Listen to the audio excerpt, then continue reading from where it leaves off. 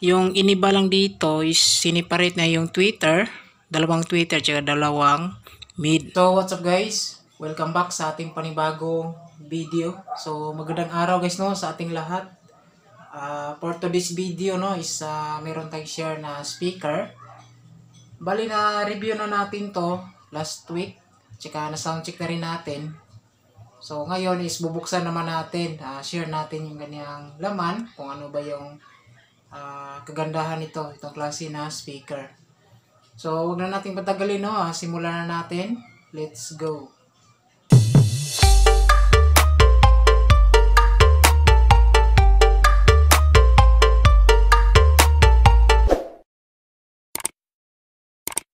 So, ito yon yung i-share natin, no?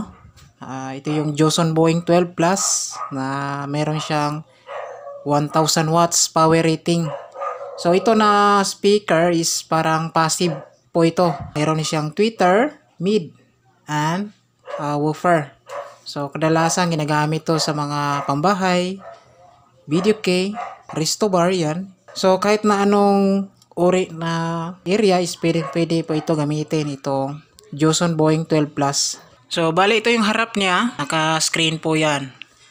So meron din siyang logo. Kapag malakas na yung audio niya is magpo-produce siya ng ilaw dito kasi meron tong LED light dito nakalagay sa ilalim. So sa harapan niya makikita naman natin yung apat na mid-range. Yan, dalawa sa taas, dalawa rin sa ilalim. Itong sa gitna naman niya is woofer type na speaker. Yan. So ito naman yung kaning box is wood type po ito. So maganda to dahil parang waterproof po ito na klase na box. Hindi po ito ordinary na box tulad ng mga mura na ganitong klase na design. Ito siya is wood type po ito. Yan. So, dito naman sa gilid niya is pwede nito lagyan ng metal plunger or pwede ikabit sa gilid. Gaya nito. Pwede ilagay sa gilid ng ating bahay. Ayan. So, lagyan mo na ng anong tawag doon. Parang bracket, no? Para masabit siya. So, sa kanya likuran, nandito yung kanyang butas pala, no? I-check natin. Ayan. Bali tinanggalan ko na to ng mga screws para dire-diretso na yung ating pag-share. Ayan. So gamit pala ng mga screw dito is 1 inch and 1/2. So kagandaan dito guys is nandito yung likuran yung kaniyang butas. So maganda tingnan sa harapan. Yan. So hindi naman to agad pasukan ng daga kasi kadalasan nilalagay ito sa mga stand sa mga gilid ng bahay natin. So kung nakahiga lang sa tulad nito is may tendency na talaga na pasukan siya. Pero madali naman yan lagyan ng screen sa loob, no? Para safety yung ating speaker. Yan. So ito pala yung kaniyang model niya, Joson. Check natin. So, Joson Boeing 12 Plus na 1000 watts. So, kagandahan nito is 8 ohms po siya. So, pwede po ito sa lahat na amplifier or mga integrated amplifier. Yan. So, ngayon bubuksan naman natin. Bali, pahiga lang natin to. So, makapal naman yung screen nito kahit ito yung ihiga natin sa sahig is hindi naman niya mayupi kasi makapal yung screen. So ihiga muna natin, no. Yan, so pinahiga na natin. So kapag natanggalan natin yung mga screws niya is tanggalin nyo lang to. Yan, madali lang naman to matanggal yung kanyang cover. Yan, so nandito yung kanyang. So tinanggal ko na rin yung kanyang divider network para ma-explain natin ng maayos, no. So ito pala siya. So dito sa kanyang parang breather niya is parang makapal na karton lang yung ginamit. Yan. So kita natin wood siya. Yan. Hindi po yan lawanit. Wood type talaga tong gamit nila. Yan.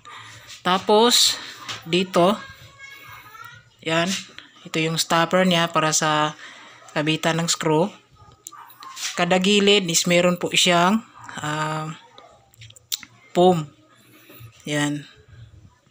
So kaya maganda yung kanyang response kasi dahil sa foam na ito. Yan. So iwas vibrate kapag meron ito, no? Kasi yung tunog nito is parang naka-freeze sa loob. Yan. So dito na parts, ito yung maliit na speakers, no? Mid-range type kasi wala po itong butas na speaker. Yan, mid-range type po ito. Kadalasan ginagamit to sa mga video key. Yan, kasi walang butas, full of vocal po ito. Hindi po ito magbabounce kasi wala po itong breather sa kanyang basket. Yan. So, double magnet. Yung magnet niyang isa is nasa taas na ng parang metal dito. Yan. So, same dito sa dalawa. Yan. So, kada mid-range niya is meron siyang nakalagay na logo dito sa gilid. So, ibig sabihin is gawa talaga to ng mga Joson company. Yan. So, 4 pieces. Yan. So, ito namang sa gitna is woofer type na speaker, no? Yan. Makapal naman yung kaniyang basket. Yan. Hindi siya parang murahin na speaker. Mamahalin talaga yung ginamit. Tapos, yung metal niya dito, or magneto, mahaba yung kaniyang distance dito. So, ibig sabihin yung coil niya is mahaba yung turns. So, kaya siya more on base din siya, palaban din siya gamitin sa base. So, double magnet. Yan. So, dito, mayroon tayong nakita dito na pisa. Explain natin to kung anong gamit ito. Ito siya is parang pinipiltered niya yung capacitor dito, no? Yan. So, galing dito sa main out na patungo na sa amplifier natin is nilalagyan nila dito ng pisa, no? Para hindi masunog yung LED light na nakakabit sa logo sa harap. At saka magbi-blink din to kapag malakas na yung audio na pumapasok sa speaker. Yan.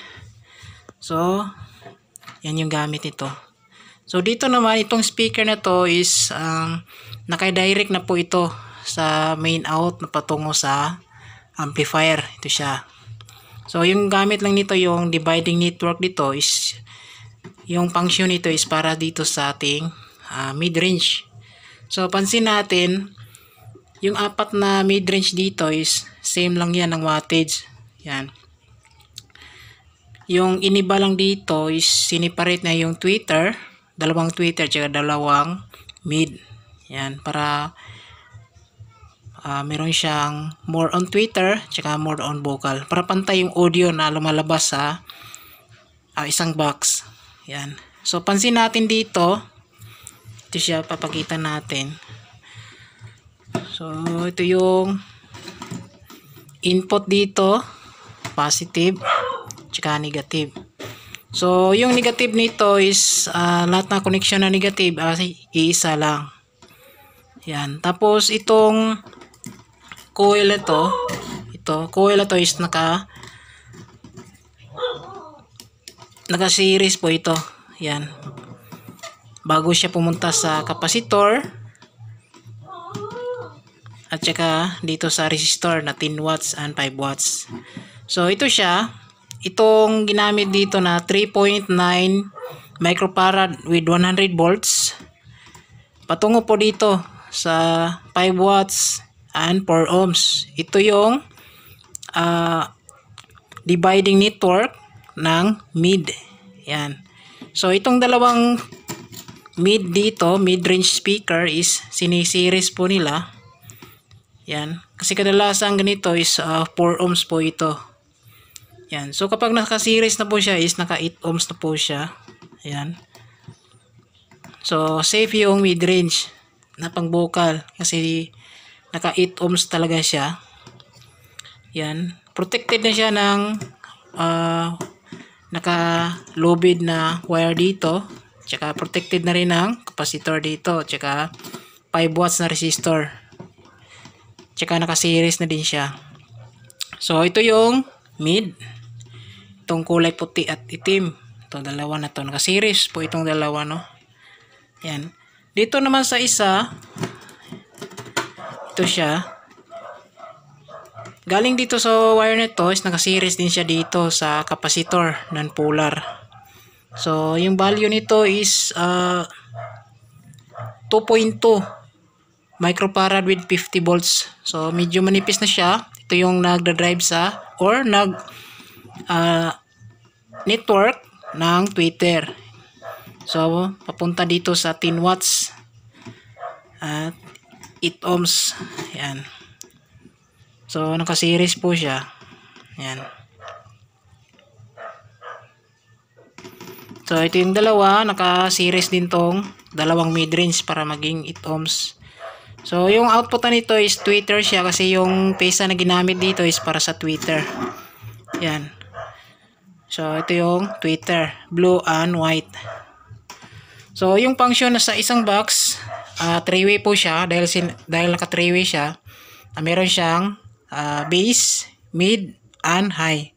So yung bass natin, ito yung woofer speaker. Yung mid natin, itong dalawang mid-range dito na ginamitan nila ng mid circuit dito ng mga pesa. Tapos yung high is yung dalawang tweeter na ginamitan rin ng network na pang tweeter para manipis yung output niya. So overall, itong laman ng Joson Boeing 12 is maganda siya guys. Safe yung item. Safe yung amplifier na magdadrive ito kasi 8 ohms po yung output niya. Tsaka itong mga ginamit dito na maliliit is naka-series po yan. Ayan. So, overall, makapal din yung kanyang board dito. At saka original yung ginamit. So, yan lang po yung ating review sa laman ng Joson Boeing 12 Plus. So, magandang item. Goods na goods. So, yun lang po. God bless. Ingat po tayong lahat.